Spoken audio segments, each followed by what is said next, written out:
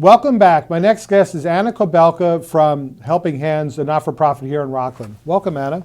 Thank you, George. Thanks for having me. So really delighted to have you. Helping Hands is a great organization that I've done some volunteer work with for a number of years. Mm-hmm. Before we get to talk about Helping Hands, let's talk a little bit about you and your experience with Helping Hands and maybe your background. What's your background and what got you involved with Helping Hands? Okay, wonderful. So I've probably been working in the non-for-profit field for 20 plus years.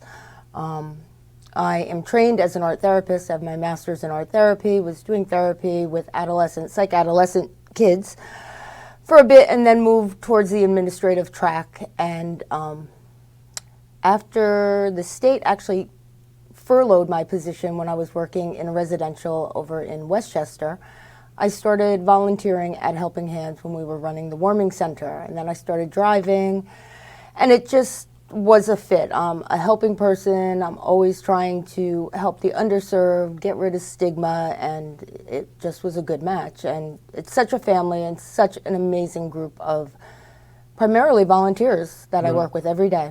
Right.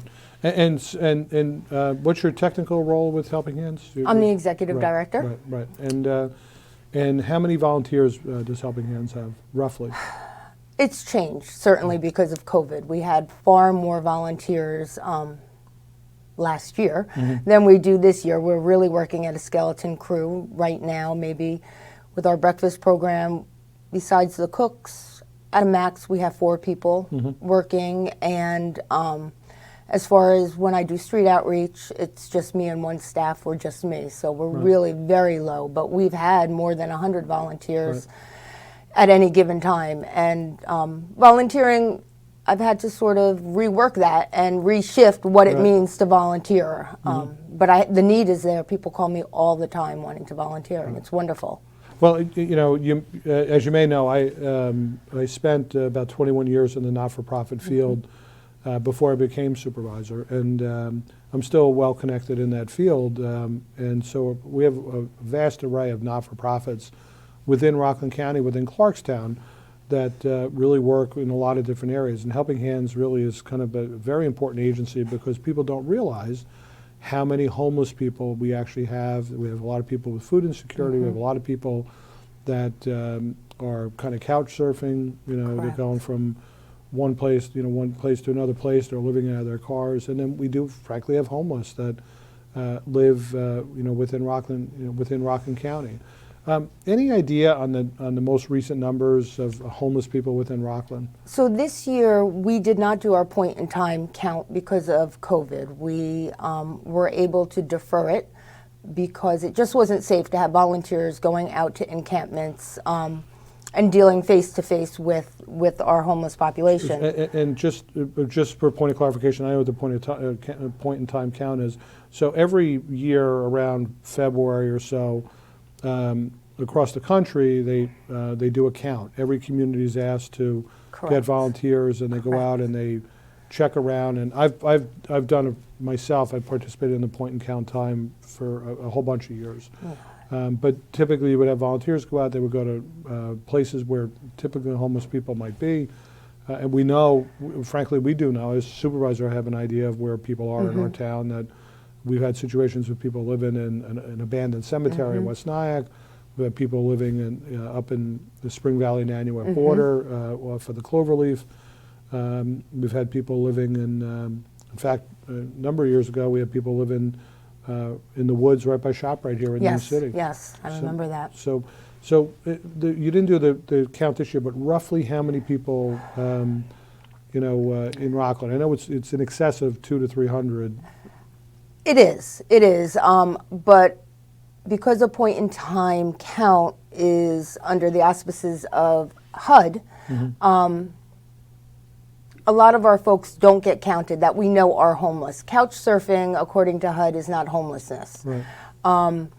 So it is a huge number, but when it comes to that one day in January for 24 hours, we're usually counting about 67 unsheltered. That was last year, I believe, 67.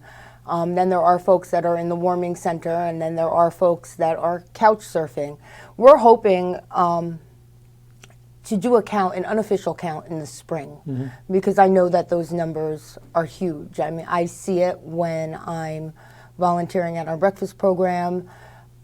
I see it, so I know that they're there, and if we want to get that money into Rocklin County, we really have to get those numbers. And I think everybody across the board that works with food insecurity and homelessness is on the same page that that last week in January is probably the worst week in the year to be counting where our homeless are. No, absolutely. It's not a great time to do it, and a lot of people, can be taking refuge or shelter in other areas. We'd probably get a more accurate count in the springtime. Correct. Correct. I've always thought that as well. So tell me a little bit about what Helping Hands does. What's your core mission and some of the services that you provide? So, as you mentioned, Helping Hands has been around for a long time, plus 16 years. It started with sheltering folks in our local churches and synagogues and mosques, and it just grew because the need was there. What we currently do now is our breakfast program, which operates out of Spring Valley, is open Monday through Friday from 7 a.m. to 8 a.m., where we are distributing, because of COVID, a hot meal plus a bag lunch plus water on top of hygiene supplies, coats, whatever we need or whatever somebody needs, we're giving. You don't need to be homeless. You don't need to be food insecure. If you just would like a meal, just come on down from 7 a.m. to 8 a.m., Monday through Friday. We are doing street outreach as well, where I am going within the county looking for folks that are in encampments, that are in abandoned buildings, that are anywhere, really, to try to offer services, whether it's food, hygiene, clothing, or navigating systems to get them back on their feet. Some folks, and certainly it's a different scenario now with COVID, some folks have just got down on their luck, and it's quite easy to get them back on their feet because they're willing and they don't want to be there. The hard folks to reach are those folks that have been homeless for 5+ years. And we have some folks out there, and a harder demographic is our undocumented folks, and there are a ton of undocumented folks. And COVID, certainly, because many of them are day laborers, they lost their housing, so now they are living in encampments. Primarily in Spring Valley, I find a lot. Right. I partner with Catholic Charities that takes half the county and does street outreach, and I'm doing the other half of the county. So I hope that moving forward, I can find some of your spots I may not know of, and we could try to reach out to people and try to get them housed. But housing is hard in Rocklin. Yeah, no, very much so. And I can tell you, one of the things Helping Hands had done for years was they had the driving program, right? So it was kind of the old model from New York City. I remember when I was actually in the college seminary, we actually ran a homeless shelter. I actually ran it for 2 years, where we would take 20 individuals. They would come from the city would pick them up off the streets, and they would drive them to different houses of worship. Correct. And so Helping Hands was that same model dating back to the 80s, where houses of worship would become the place the city provided, and now the county provided,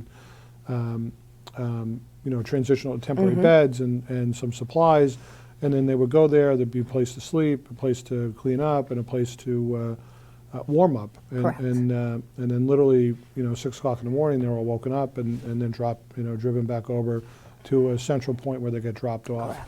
I know that up here with Helping Hands, that I had been involved in driving, and so we would go up to the old International Food Mart in Spring Valley. People would know to come there. They would be given a breathalyzer, right? Yep. And then they would be loaded into the volunteers' vehicles, and you would drive them. And I sometimes, this is only up until a couple of years ago, I would drive, sometimes, once a week. It was probably more for me, on average, every other week I would do at least one stint. And you pick the people up, they would get cleared by the volunteers, load them into your car, and then you would drive them to whatever the house of worship was. Correct. And they were all around the county. Correct. And then you'd come back in the morning and pick them up and bring them back, back home. So that model has changed a little bit here and now, right? It has. It has. Unfortunately, we stopped doing it because we outgrew it. There were so many folks in need of housing. The houses of worship were a bit small, and I'd like to say 4 years ago, the county opened up the warming center, which runs from November 1st to May 1st. And it follows somewhat the same model. There is a pickup within the county. There's a pickup in Spring Valley, in Haverstraw, in Nyack, still by where International Foods is. Right. Anybody that wants to go is brought to the warming center in Pomona, which is run by Catholic Charities. 5 p.m. they open, and they're open until 9 a.m. the next day, unless it's below 32 degrees, and then I believe they stay open the 24 hours. They're breathalyzed before they're going in for safety reasons, and are given food, shower, place to stay. So similar to the same thing, just at a larger scale. Right. And so let's pivot back now, and we only got about 2 minutes left, so let's pivot back to Helping Hands. How can people support your mission, volunteering, and maybe some of the new initiatives you're working on? Well, of course, volunteering is a bit hard right now, but I look forward to volunteers. We have folks do community service. I'm in contact with this office, not your office, but the village here, who send folks over to do some community service hours. We're always in need of bottled water and granola, especially for our breakfast program, because they're just nice standbys. It's stuff I keep in my car, my staff keeps in the car. If we run into somebody, we have a little care package we can give out to folks. We are starting 2 new initiatives, which I think are both fantastic. Rocklin Runs, which is it's fashioned after midnight runs. So we're going to start maybe twice per month, that we will go around in the evenings and find our homeless neighbors and give them clothing and soup and a warm meal on a weekend. So I know we're going to be needing volunteers for that once that gets up and running. But the most exciting piece, I feel, unfortunately because of COVID, showers. There are none. Our folks would go to gyms to take showers. They would go to the Stony Point Center to take showers. So many of those places have closed or really don't want homeless people in there taking showers. So Helping Hands is in the process of purchasing a mobile shower, which is a trailer that will have 2 shower units and 2 restrooms. It'll be attached to a pickup truck, and we will drive around the county. And I'm working on partnerships with people and houses of worship where we could park so folks can get showers, because if you're not clean, how do you feel good about yourself, in all honesty? So that's a really exciting initiative, and an expensive initiative as well. To build the shower unit is over $40,000. We've got half the money, and if you go to our website, helpinghandsofrocklin.com, there is PayPal. You could always donate to that fund. I'm going to start a speaking engagement, whirlwind tour, of folks that may want to sponsor part of the shower or give money towards building that shower.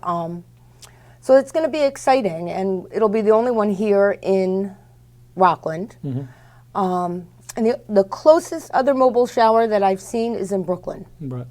So that's really the new stuff, to really meet people where they are, because if we can't meet somebody where they are in the moment, we can't expect them to just get up and find us. So it's really about meeting people and doing the good work. That's really great. So, Anna, I want to thank you. I know we're out of time, but want to thank you. If you could just give your contact information again, the website and contact information if people want to support Helping Hands. And they're a wonderful organization that I've volunteered for going back probably 15 years. It's amazing.